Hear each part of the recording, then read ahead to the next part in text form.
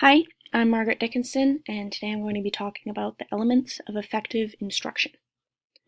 So the first element is the learning environment of the classroom. That is, that the learning environment is supportive for learning for all students. This is including physical environment, routines, procedures, management of the classroom, and relationships between either the student and the teacher or the student and another student.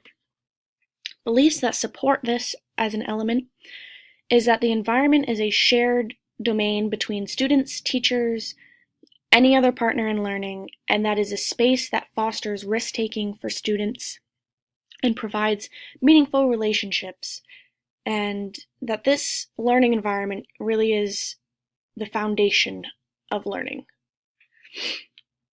So key traits for this are physical space and routines, which covers having clear routines and procedures, materials readily accessible, and a classroom that is configured in a way that best fits the task.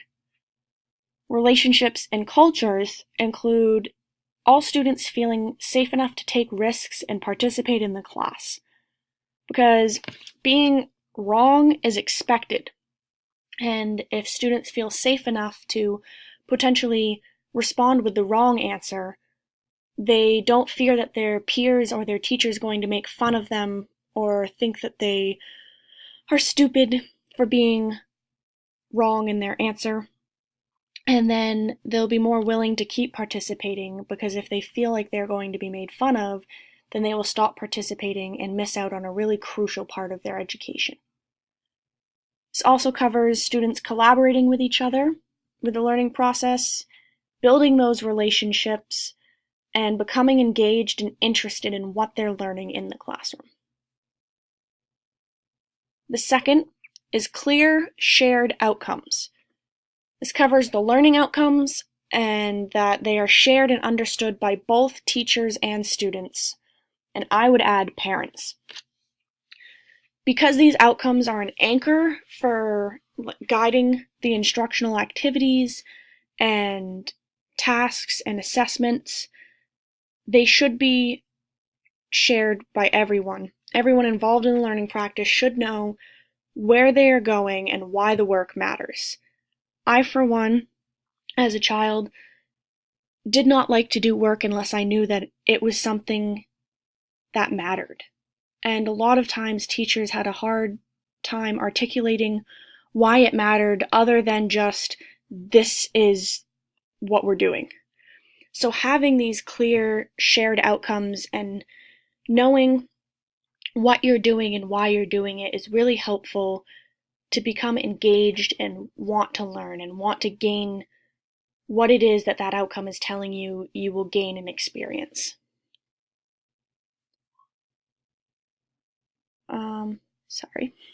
So key traits, obviously, are that learning outcomes are made clear, clear descriptions of success, all materials and activities align with these objectives, and the big thing is that students can explain how these tasks they're doing work with their objectives and reflect on their own progress and then set goals for their growth, like what they want to accomplish, what they want to do. The third element is varied content materials and methods of instruction.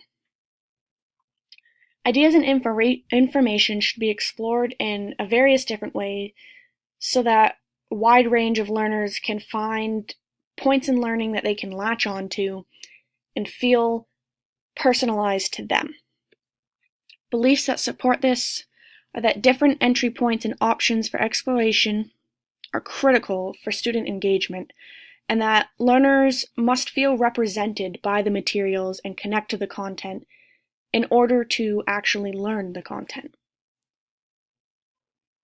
So key traits for this, content-wise, are that students are exposed to new information various ways. Materials accommodate a variety of different learners, from written materials to oral, visual, and are all at varied reading levels. If students are given a choice, they feel like they have a voice in what they learn. So if you have an assignment, one option could be to have them write a paper about whatever it is the unit is on, or create a PowerPoint slideshow or whatever you can do, visually, pictures, anything that gives them options so that those who maybe don't feel creative enough to make a PowerPoint but really feel articulate and able to write their points in words can choose writing, and those who maybe find writing boring and want something a little bit more creative, they can do a PowerPoint. That way they can identify and feel like they are learning and getting the most out of what they are learning because they make it personalized to themselves and they feel that they have chosen it. In the process of this, student groupings should be varied and matched to the activity. That means that you shouldn't always group those who seem faster paced in the class together and those who are slower paced together, or those who like one type of book together and those who like another type of book together.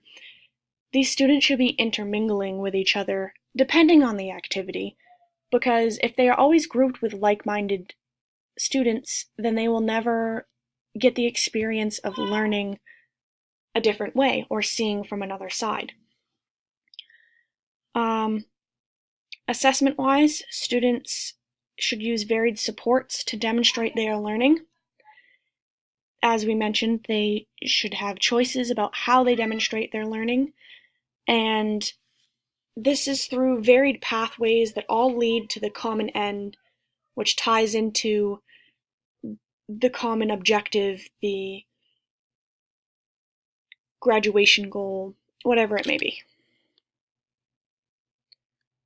Fourth outcome is complex thinking and transfer.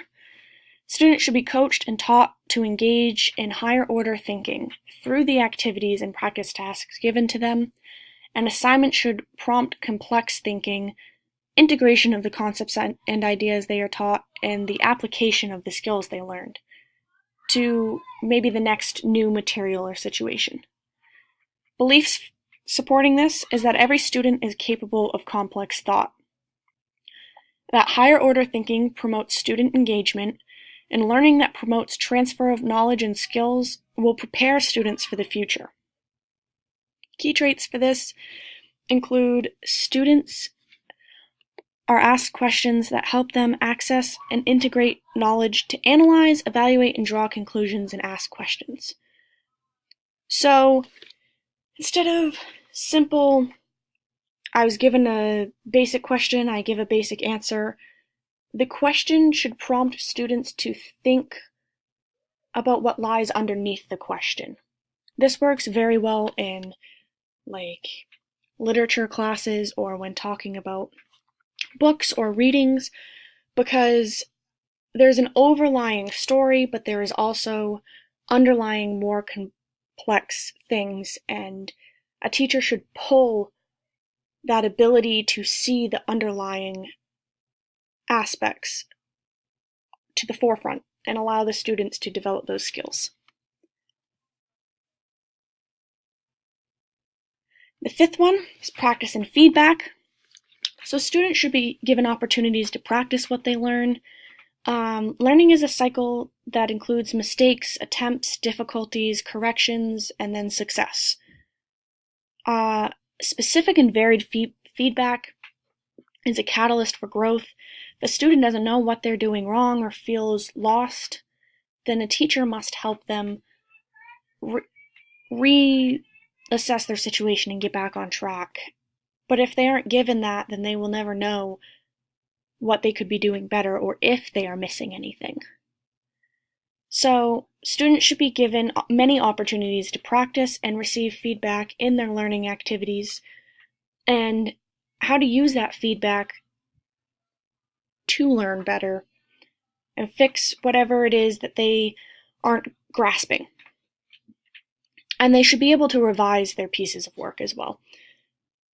For a lot of teachers, they feel test corrections or corrections in papers are not good for students, that it just means that they won't try the first time and they'll fix it the second time just to get the grade. But sometimes it can be very helpful for students who don't really grasp the concept until they go back and pick apart what they did wrong, such as in like a math problem. They can go back and pick apart where the subtraction was wrong, where the addition was wrong, and then learn how that affects the rest of the problem and how to figure out on their own how to fix their mistakes without having to go back the next time and do corrections. They can do it right up front. So the last aspect is student engagement. This means that students overall are interested and invested in their learning, and when asked, they can explain the relevance or importance of what they are learning and doing.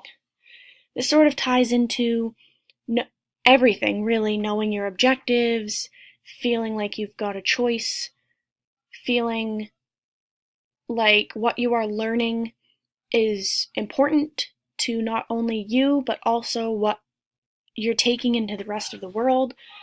I think this is probably the most important one, because if you don't have a student engaged, then they are just passively learning. They are not actively learning and retaining what you are teaching them, and therefore are really missing the key goals and the crucial moments of their education.